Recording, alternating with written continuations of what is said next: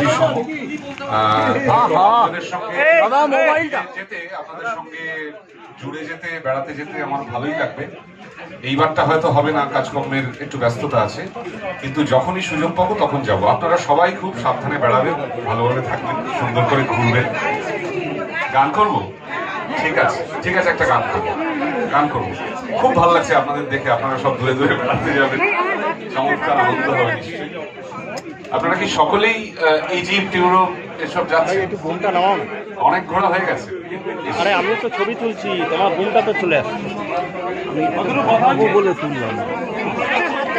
আমি বারবার করে শুধু আমেরিকা গেছি, কারণ আমেরিকা যেতে যেতে আমি একটু বোর হয়ে গেছি, ওটা ইউরোপে যাওয়া দরকার, তাই না? ইউরোপ আচ্ছা, আমি এতে গেছি আপনার ওই ব্যাংকক, হুয়াহিন, থাইল্যান্ড, পাটায়া ওগুলো গেছি। আর্টিক। আরে টুপি দাদা সামনে বসুন না। ও টুপি দাদা আচ্ছা বেশ বেশ।